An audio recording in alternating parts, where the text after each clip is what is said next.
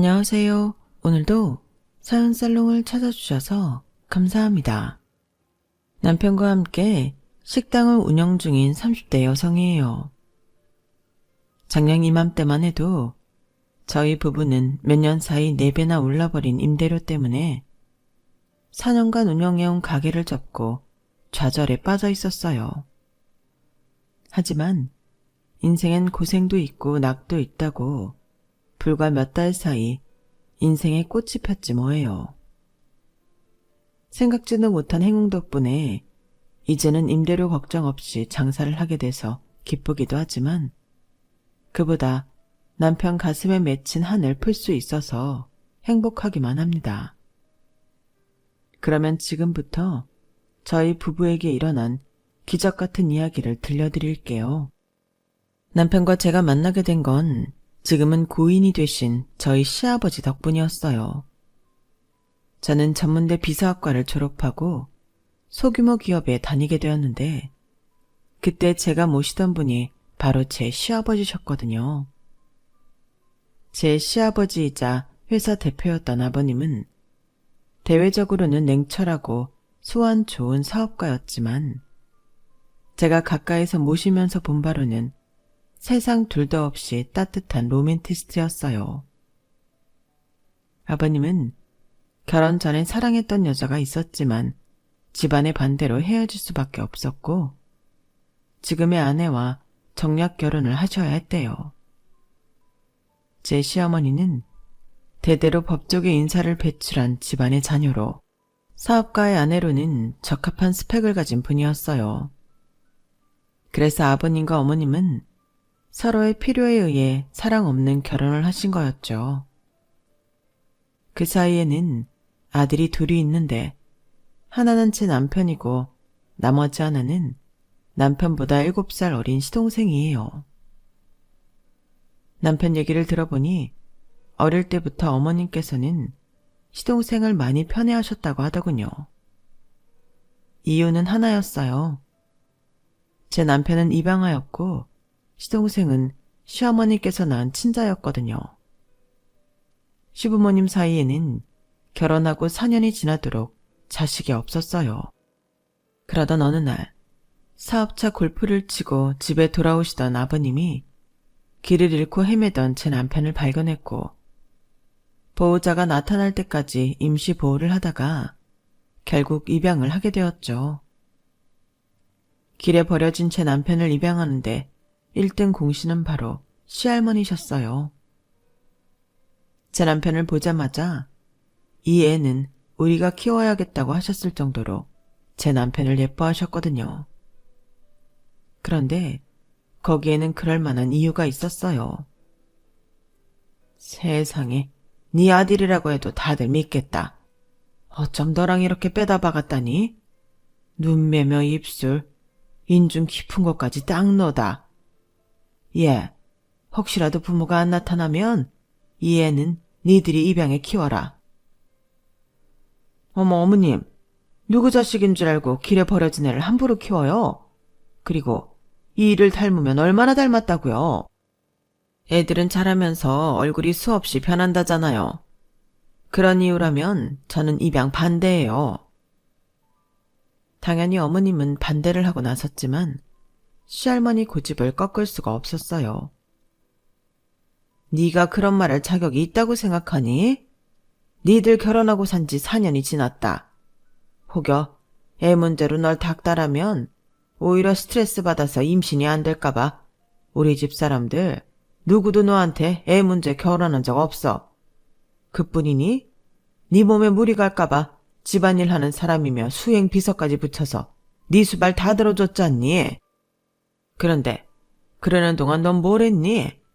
네 남편이 아침부터 밤늦게까지 회사 일로 뛰어다니는 동안 넌 백화점 쇼핑에 피부관리나 받으면서 탱자탱자 논 거밖에 더 있어?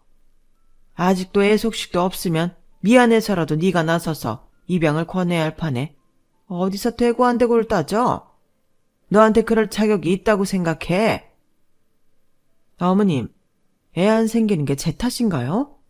손바닥도 마주쳐야 소리가 나는 법이라고요. 그이가 협조를 안 하는데 어떻게 애가 생기겠어요? 아니면 다른 문제가 있던가? 씨 없는 수박일지 누가 아냐고요? 네가 아주 뚫린 입이라고 별소리를 다 하는구나. 의사도 아무 하자 없다고 한 내 아들한테 뭐가 어쩌고 어째? 이젠 하다 별 핑계를 다 대는구나. 아무튼 우리도 기다릴 만큼 기다렸다. 비록 피는 한 방울도 안 섞였는지 몰라도 사랑 주고 정 주면 내 자식 되는 거다. 게다가 애가 우리 명훈이를 이렇게 꼭 닮았잖니? 그러니 보호기간 끝날 때까지 애 부모가 안 나타나면 법적 절차 밟아서 입양하도록 해. 희한하게도 피 한 방울 안 섞인 제 남편이 아버님을 많이 닮았던 탓에 시할머니 마음은 처음부터 제 남편한테 가 있었어요.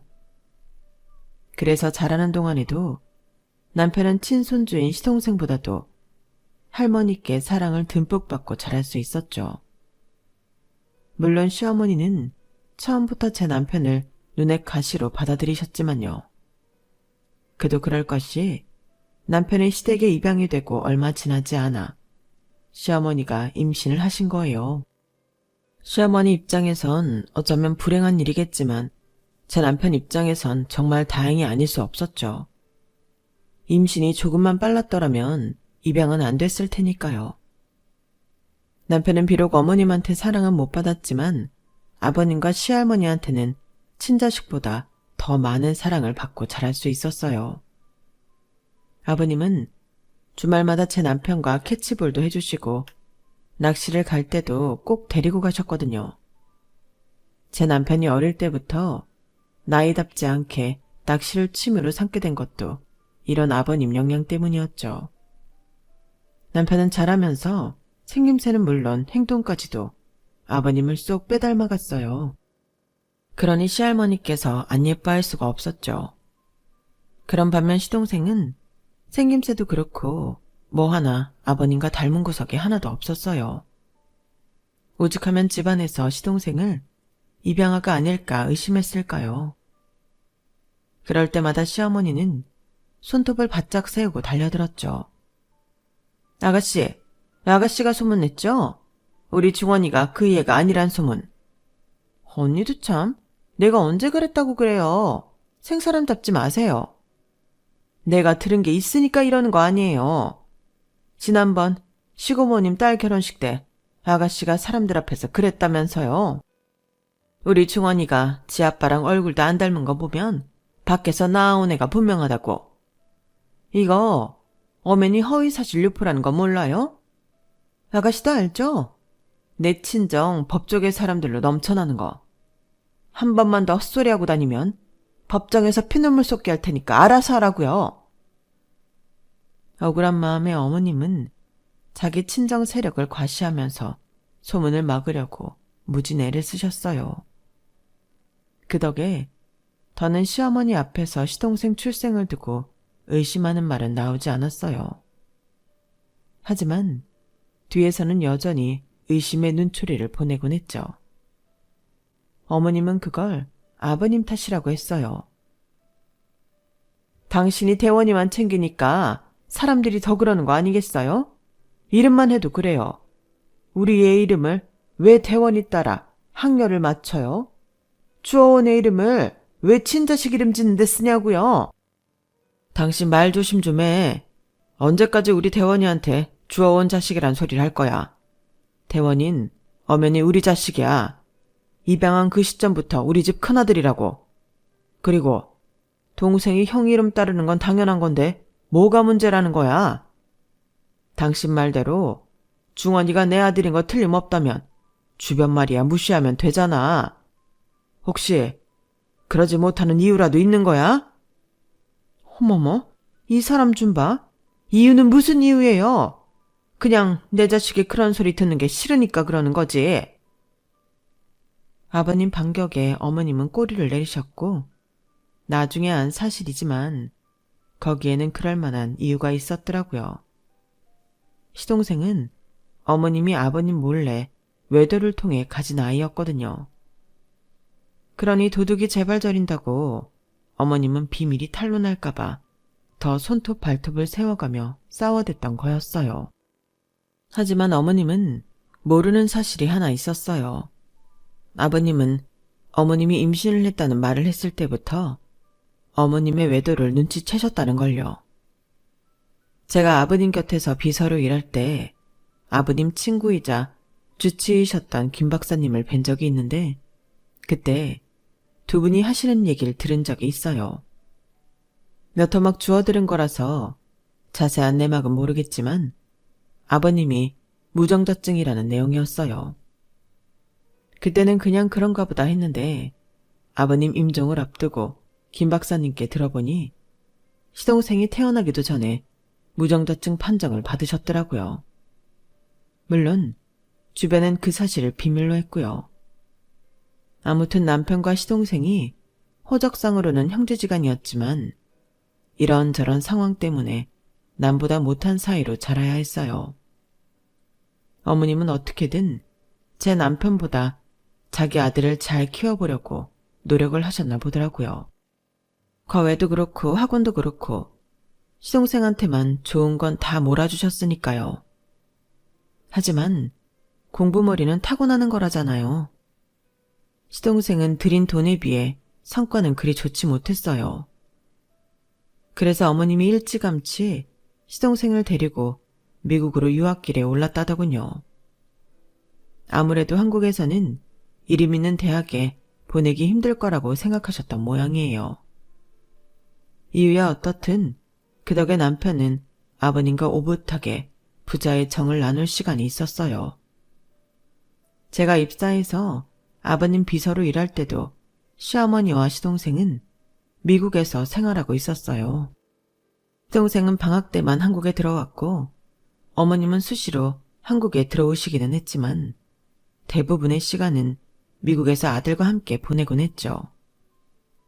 어머님은 한국에 들어와서도 하는 일이라고는 쇼핑을 하거나 성형외과 시술을 받거나 지인들과 골프를 치러 가는 것 외엔 관심이 없는 사람 같았어요.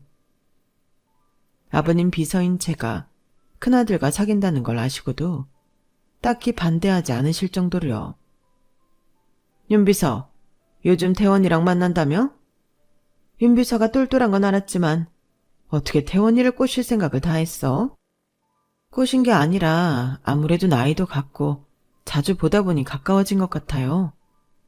그래, 뭐 어쨌거나 연애를 해서 그런가 얼굴이 많이 폈네? 이러다 몇 년 뒤엔 윤비서가 아니라 며느리라고 불러야 하는 거 아닌가 몰라? 죄송합니다, 사모님. 아니야, 그럴 거 없어. 사람 마음이 그런 걸 뭐 어쩌겠어? 그리고 난 윤비서가 대원이 짝으로 잘 맞는다고 생각해. 학벌도 그렇고 집안 사정도 그렇고 윤비서 정도가 딱 대원이 수준이잖아. 윤비서, 부디 마음 변하지 말고 대원이랑 결혼까지 하길 바래. 진심이야. 드라마를 보면 잘 사는 집 사모님이 자기 아들과 사귀는 가난한 여자를 찾아가 컵에 든 물을 뿌리고 돈 봉투를 던지고 하는 장면이 나오잖아요. 솔직히 저도 남편과 사귀면서 그런 상황이 벌어지지 않을까 내심 걱정을 했어요. 그런데 비록 조롱에 가깝긴 하지만 오히려 저와의 교제를 달가워하는 걸 보니 기분이 이상하더라고요. 대원 씨, 사모님 눈에는 내가 너무 쉽고 하찮아 보이나 봐. 왠지 교제를 반대하는 것보다 더 자존심이 상하네? 자기도 잘하면서 내내 이런 기분이었어? 그렇지 뭐. 그래도 아버지랑 할머니는 내 편이었으니까 별로 힘들거나 하지는 않았어. 어머니께서 나를 싫어하시는 건 내가 중원이가 받아야 할 아버지 회사를 탐낸다고 생각하시기 때문일 거야. 난 사실 회사 일엔 관심도 없는데 말이야. 어머니도 내 꿈을 안다면 달라지시겠지. 아버님은 제 남편이 회사를 물려받기를 바라셨지만 남편은 생각이 달랐어요. 회사 경영보다는 요리에 관심이 많았거든요. 그 일로 아버님과 많이 다투기도 했지만 자식 이기는 부모 없다고 결국 아버님은 남편 뜻을 따라주셨어요. 대학을 졸업하고 본격적으로 요리 공부를 시작한 남편은 일본에 있는 요리학교로 유학을 떠났어요. 그 바람에 저희는 장거리 연애를 하게 되었죠. 아버님은 저를 통해 아들이 어떻게 지내는지, 뭐가 필요한지를 들으셨고 지원을 아끼지 않으셨어요. 한 번은 저와 함께 아들이 있는 일본에 가서 셋이 함께 온천 여행을 한 적도 있었어요. 처음엔 아들이 요리 공부를 하는 걸 반대하셨지만 막상 시작하고 보니 누구보다 더 열렬히 응원을 해주셨죠. 유학 생활을 마친 남편은 한국에 돌아와 바로 자기 가게를 차리려고 했지만 아버님이 반대를 하셨어요. 아직 그럴 단계가 아니라는 게 이유였죠. 사실 그때 남편과 저는 가게를 차리고 얼마 뒤 결혼식을 올릴 예정이었어요. 제가 퇴사 후 남편 가게 일을 도우려고 했거든요. 그런데 그 계획이 어긋나 버린 거예요. 아버님은 가게를 차려주는 대신 제 남편을 아버님이 자주 가시는 단골 일식집에 보내셨어요. 거기서 밑바닥부터 배우라고요. 자기 장사는 그 뒤에 시작해도 늦지 않다고 말이죠. 물론 아버님 말씀이 틀린 건 아니었지만 그때는 솔직히 좀 야속하긴 했어요. 회사도 포기한다는데 그깟 가게 하나 차려주는 걸로 사람을 이렇게 힘들게 하나 싶었거든요. 당시엔 아버님의 깊은 뜻을 철없던 제가 몰랐던 거죠. 예정대로라면 저는 결혼을 앞두고 퇴사를 해야 했지만 그럴 수 없었어요. 남편 벌이가 얼마 되지 않아서 저도 벌어야 했거든요. 아버님도 허락한 부분이기는 했지만 시어머니께서 그 일로 많이 불쾌해 하시더라고요. 예, 사람들 눈도 있는데 굳이 비서일을 계속 해야겠니? 세상에 어떤 며느리가 시아버지 비서일을 해? 돈 때문이니? 그런 거면 내가 매달 생활비 보내줄게. 사실 그간 태원이가 허튼 꿈을 꾸고 있는 게 아닌가 해서 내심 걱정했었는데 지금 보니 그건 아닌 것 같아서 다행이다 싶다. 그게 다 네 덕분 아니겠니? 너랑 만나면서 송충이는 솔잎을 먹어야 한다는 걸 지도 깨달은 거겠지. 앞으로도 네가 태원이 옆에서 처신 잘하도록 많이 좀 가르쳐라. 그럼 내가 심심찮게 챙겨줄 테니. 알겠지? 어머님은 남편이 일식집에 취직을 하자 회사에 욕심이 없다는 걸 아셨는지 전보다 많이 유해지셨어요. 혼수며 예단 문제로 괴롭히지도 않으시고 오히려 그동안 고생 많았다면서 아버님 몰래 보너스도 두둑히 챙겨주셨죠. 하지만 제가 퇴사를 않고 비서 일을 더 한다고 하자 바로 달려와 한 소리를 하시는 거예요. 마치 제가 회사에 남아있으면 절대로 안 되는 뭐가 있는 것처럼 끝까지 퇴사를 종용하셨어요. 그게 내심 걸리긴 했지만 시어머니가 말리는 일이라서 끝까지 고집을 부릴 수만은 없었어요. 그래서 퇴사를 하고 결혼식 이후 재취업을 했어요. 전에는 아버님과 종종 낚시도 다니고 함께 보내는 시간이 많았던 남편이었지만 결혼 후에는 사는 집도 다르고 식당에 취직한 지 얼마 안 돼서 시간을 내기 힘들어진 탓에 아버님과 만나는 날도 손에 꼽을 정도에 불과했어요. 그러다 보니 시댁과 점점 더 멀어져 갔죠. 그렇게 3년을 일식집에서 일을 배운 남편은 드디어 가게를 차리게 되었어요. 가게 오픈에 맞춰 저도 퇴사를 하고 남편 식당 일을 돕기 시작했고요. 가게는 아버님이 차려주셨지만 어떻게든 인건비를 줄이려고 그러기로 한 거였죠. 남편이 차린 식당은 전통 일식집은 아니고 덮밥 전문 가게였어요. 주 메뉴는 튀김덮밥과 회덮밥이었지만 남편의 야심작은 한정 판매를 하는 장어덮밥이었어요. 단가가 꽤 센 편이었는데도 점심시간에 매진이 될 정도로 인기가 좋은 메뉴였죠. 손도 많이 가고 수량도 적은 메뉴였음에도 남편이 장어덮밥을 고집한 건 아버님 영향이 컸던 것 같아요. 저희 아버님이 장어덮밥을 좋아하시거든요. 아버님은 종종 가게에 들러 남편이 만든 장어덮밥을 드시고 가셨는데, 그래서 남편은 아무리 주문이 밀려도 아버님께 드릴 장어덮밥 1인분은 매번 남겨두고 판매를 하곤 했죠. 그런데 언제부턴가 아버님 발걸음이 뜸해지기 시작했어요. 저희 부부도 가게 일이 바빠서 따로 시댁에 찾아뵙기 힘들어졌고요. 그렇게 3년 가까이 시간이 지난 어느 날 아버님이 전화를 하셨더라고요. 아가, 가게 휴무가 언제니? 혹시 시간 내면 가까운 데로 나들이라도 가지 않으련? 아버님, 저희가 다음 주 수요일이 휴무예요. 그럼 그때 나들이 가실래요? 도시락으로 아버님 좋아하시는 장어덮밥 싸갈게요. 자주 못 찾아뵈서 죄송해요. 사실 가게 일로 많이 지쳐서 쉬는 날만이라도 푹 자고 싶었지만 모처럼 아버님이 먼저 연락을 해주셨는데 피곤하다는 핑계로 약속을 미룰 수는 없었어요. 그래서 휴무 전날 늦게까지 도시락 준비를 해서 아침 일찍 아버님을 모시러 갔어요. 그런데 아버님이 일이 있어서 밖에 나와 계신다고 집으로 가지 말고 아버님이 계신 곳으로 오라고 하시더라고요. 그땐 아무 생각 없이 아버님이 알려주신 곳으로 차를 끌고 갔는데 나중에 알고 보니 그때 아버님은 병원에 입원 중이셨더라고요. 담당 의사한테 하루 외출 허락을 받고 저희를 만나러 나오신 거였죠. 남편과 저는 그걸 몰랐던 거예요. 시댁의 발길이 뜸해진 건 우리 부부가 가게 일로 바빴다는 핑계도 있지만 실은 어머님이 저희 부부의 방문을 꺼려하셨던 이유도 있어요. 어머님은 아버님 눈을 피해 저희 부부한테 늘 이러셨거든요.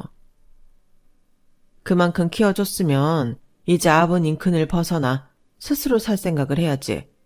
뭐 얻어먹을 게 있다고 집에 드나드니? 왜? 가게 하나 받은 걸로 부족해서 그런 거야? 돈 좀 더 얹어줘야 돼? 어머님, 저희는 그런 생각으로 찾아오는 거 아니에요. 저도 그렇고 이도 그렇고 부모님께 인사드리러 오는 거지 다른 뜻은 없어요. 이 인사는 무슨 우리가 니들 인사받고 살 정도로 한가해 보이니? 대원이 너 혹시라도 호적에 이 집 아들로 되어 있다는 이유로 내 남편 회사를 욕심내고 있는 거라면 지금이라도 당장 마음 고쳐먹어. 어머니 우리한테는 친자식이 있는데 설마 양자인 너한테 회사를 주겠니? 꿈도 꾸지 마 얘. 난 솔직히 니들이 매번 찾아올 때마다 속에 흑심을 품고 있는 게 아닌가 의심스러워. 니들이 내 입장이라면 안 그렇겠니? 내 남편이 사람이 물러서 양자인 너한테 그간 정도 주고 아낌없이 지원은 해줬다면 그건 어디까지나 네가 친자랑 양자 사이에 차별한다고 서운해할까봐 그런 거지 다른 의미는 없어. 팔은 안으로 굽는다고 그 애한테 친자식은 엄연히 중원이 하나뿐이라고. 그 정도 해줬으면 알아서 떨어져 나가야지. 이런 것도 내 입으로 말하게 하니? 잘 알아들었으면 앞으로는 찾아오지 마. 그런 말을 듣고 시댁으로 향하는 발걸음이 달가울 수는 없잖아요. 아버님이 오라고 하신 날에는 어쩔 수 없이 찾아뵙곤 했지만 갈 때마다 우리 부부를 대하는 싸늘한 표정에 나중엔 이런저런 핑계를 대고는 시댁 발걸음을 끊게 되었어요. 그렇게 발길을 딱 끊은 지 1년이 조금 지난 동안 아버님도 서서히 저희 가게에 발길을 끊으시더라고요. 그래서 어머님 말씀이 빈말이 아니었구나 생각하게 되었죠. 그런 와중에 아버님이 함께 나들이를 가자고 하시니 좀 의아하긴 했어요. 그런데 막상 1년 만에 아버님을 만나 뵈니 심장이 쿵 내려앉는 것 같더라고요. 못 본 사이 아버님이 많이 수척해지셨거든요. 한눈에 봐도 병색이 짙어 보였어요. 아버님, 어디 편찮으세요? 살이 왜 이렇게 많이 빠지셨어요? 안색도 안 좋으시고요. 병원에는 가보셨어요? 김 박사님한테 진료 예약이라도 할까요? 아가, 그럴 필요 없다. 안 그래도 김 박사 만나고 오는 길이야. 한동안 감기로 고생을 해서 살은 좀 빠졌다만 건강하니까 걱정할 필요 없어. 그나저나 이렇게 보니 좋구나. 그래, 가게는 잘 되고? 네, 이 솜씨가 좋아서 그런지 이젠 제법 단골도 많이 생겼고 점심때는 가게 앞에 줄이 얼마나 긴지 몰라요. 아르바이트생을 더 써야 하나 고민 중이라니까요. 그런데 그동안 왜 한 번도 안 오셨어요? 이이가 아버님 드릴 장어덮밥은 항상 남겨두고 있었는데요. 아, 오늘 도시락으로 장어덮밥 싸왔어요. 아버님 드린다고 이이가 아침 일찍 가게 나가서 준비했어요. 아버님은 남편이 만든 장어덮밥을 보시곤 반가워하셨어요. 안 그래도 장어덮밥 생각이 간절하셨다면서요. 하지만 평소와 달리 아버님은 얼마 드시지 못했어요. 저희 앞에서 티를 안 내시려고 많이 노력하셨지만 아버님이 많이 편찮으시다는 걸 모를 수가 없었죠.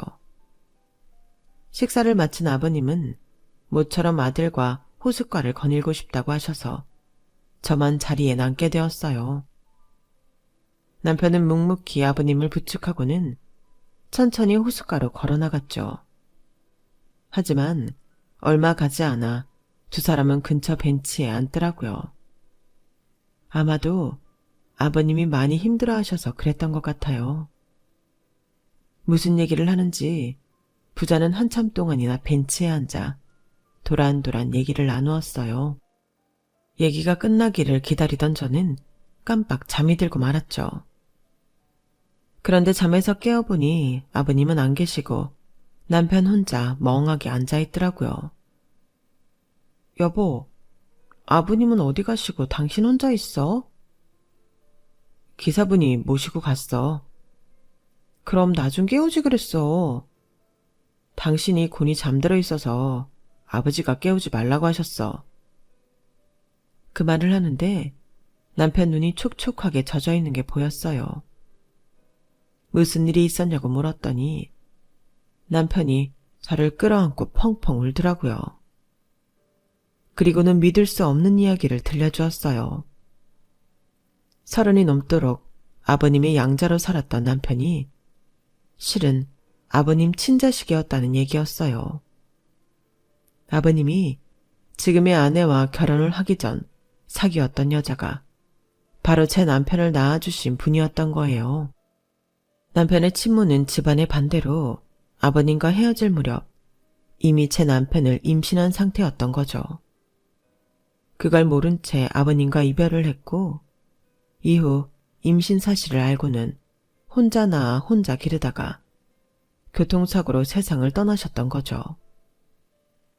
뒤늦게 남편의 외가를 통해 그 사실을 듣게 된 아버님은 남편을 데려다 키우신 거예요. 하지만 제 남편이 아버님의 친자식이라는 걸 알면 시어머니 구박이 심할 것 같아서 길 잃은 아이를 데려온 것처럼 꾸몄던 거고요. 시할머니께서 그 사실을 아셨기 때문에 제 남편을 지극정성으로 키우셨던 거죠. 그날 자신의 출생의 비밀을 알게 된 남편은 한동안 가게 문을 닫을 정도로 많이 힘들어했어요. 단순히 친부를 알게 된 걸로 끝날 일은 아니잖아요. 그 긴 시간 동안 남편은 고아 아닌 고아로 살아야 했으니까요. 물론 아버님과 할머니 사랑을 받고 자라긴 했지만 가슴 깊은 곳에는 자신이 이 집 자식이 아니라는 생각 때문에 늘 남의 집에 얹혀 사는 기분이 들었을 거 아니에요. 한때는 부모한테 버려진 자신을 길러준 고마운 분우 받아들였던 아버님이 이제는 자신과 엄마를 버렸던 모진 인간으로 느껴질 테니 얼마나 힘들겠어요. 저로서는 남편이 느끼는 감정이 가늠이 안 되더라고요. 가장 가까운 곳에 있으면서도 남편의 상처에 조금도 위로를 주지 못하는 기분이 들었어요. 한동안 마음을 못 잡던 남편은 조금씩 예전의 모습을 찾아갔고 저와 함께 아버님이 입원해 계시는 병원을 찾아갔어요. 췌장암 말기라서 병원에서도 더는 치료할 수 있는 게 없다고 하더군요.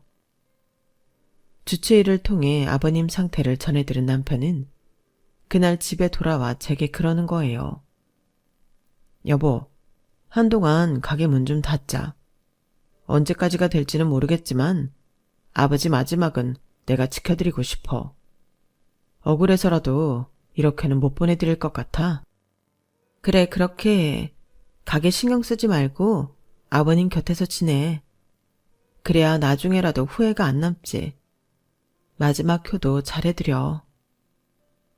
그렇게 남편은 병실에서 함께 기거하며 아버님 곁을 지켜드렸어요. 그리고 한동안 저희 가게는 문을 닫게 되었죠. 그러던 어느 날이었어요. 가게 문을 닫은 지 좀 돼서 주방 냉장고 안에 있는 재료들을 정리하려고 가게에 들렀는데 건물주한테 연락이 온 거예요. 월세를 올려달라는 전화였죠.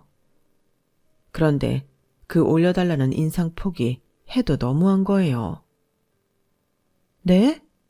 아니, 갑자기 월세를 그렇게나 올려달라니 이건 정말 너무하잖아요. 장사를 하지 말라는 얘기랑 뭐가 달라요? 그러지 마시고 저희 사정도 좀 생각해 주세요.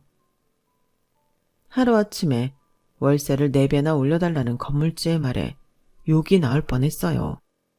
처음 장사를 시작하고 손님이 없어서 남은 재료가 썩어 나가던 때에도 우리는 허리띠 졸라매며 가게세는 밀리지 않고 냈어요.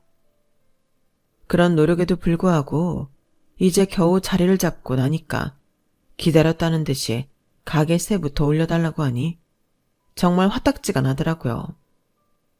생각 같아서는 욕이라도 한 바가지 퍼붓고 싶었지만 그런다고 달라지는 게 없어서 최대한 정중하게 말을 했죠. 상가건물 임대차 보호법에 따르면 임대료의 5% 이상 인상할 수 없다고 알고 있거든요. 그런데 4배나 올려달라는 건 말이 안 돼요. 게다가 요즘 집안일 때문에 가게 문도 닫고 있는 형편이라고요. 그랬더니 그건 자기 알 바 아니라며 세를 올려주지 않을 거면 가게를 비워달라지 뭐예요. 결국 소송을 하느니 마느니 하며 한참을 싸우곤 전화를 끊었어요. 전화를 끊고 나니 하도 열받아서 눈물이 다 나더라고요. 주님 위에 건물주라더니 이래서 그런 말이 나왔나 보다 생각했어요. 평소라면 당장 남편한테 전화해 건물주 욕이라도 실컷 했겠지만 상황이 상황인 만큼 그럴 수는 없었어요. 남편은 간병을 하느라 몸도 마음도 지쳐 있을 텐데 저까지 힘들게 할 수는 없으니까요. 그렇다고 언제까지고 이 문제를 두고 볼 수만은 없어서 병원에 찾아가 남편한테 가게세 인상 얘기를 했어요. 그랬더니 남편이 한숨을 푹 쉬고는 그러더라고요. 아버님 상태를 봐도 당장 가게 문을 열기 힘들 것 같으니 가게를 빼는 게 좋겠다고요. 그간 자리를 잡으려고 가게에 들인 공을 생각하면 절대 그만두고 싶지 않았지만 남편을 생각하면 고집을 부릴 수도 없었어요. 그래서 가게를 정리하기로 마음먹었어요. 일단 계약 기간이 남아있으니 제가 혼자 할 수 있는 것만 천천히 정리했어요. 나머지는 아버님 상태가 좀 안정이 되면 남편이 하기로 했고요. 그런데 남편의 노력에도 불구하고 아버님 상태가 나날이 악화된 거예요. 그래도 한동안은 의식이 있으셔서 남편 얼굴도 알아보시고 고개나 손짓으로 의사소통도 하셨는데 이제는 그마저도 힘들게 되고 말았어요. 병원에서도 일주일을 넘기기 힘들 거라며 가족들한테 연락을 하라고 하더군요. 그런데 병원에 찾아온 어머님이 아버님 상태를 훑어보시더니 그러시는 거예요. 그래, 그간 수고 많았다. 그래도 네가 키워준 보답은 하는구나. 그래서 말인데 이제 병원에 안 와도 된다. 여긴 내가 알아서 처리할 테니까 너희는 이제 그만 가봐. 우리 중원이 곧 한국 들어오니까 넌 여기 있을 필요 없어. 그간의 정이 있으니 장례식 때는 연락하마. 어머니, 그게 무슨 말씀이세요? 아버지가 이러고 계신데 어떻게 제가 자리를 비워요? 아버지 곁은 제가 지키겠습니다. 제가 임종 지킬 거라고요. 예, 네가 무슨 자격으로 내 남편 임종을 지키겠다는 거니? 너도 알겠지만 나 너 싫어. 보기 싫다고. 안 그래도 곧 파양 신청할 생각이야. 그동안 이 사람 뜻이 하도 강경해서 내가 참아줬다만 이제 의식도 없으니 더는 내 뜻을 못 꺾을 거 아니겠어? 그리고 내가 이 사람 죽기 전에 널 파양하겠다는 게 무슨 뜻인지는 알지? 너한테는 유산을 한 푼도 주지 않겠다는 얘기야. 너 돈 한 푼 안 줘도 이 사람 임종시킬 생각 있어? 없지. 그거 봐. 피 한 방울 안 섞인 사이가 그런 거야. 그러니까 쓸데없이 기운 빼지 말고 돌아가.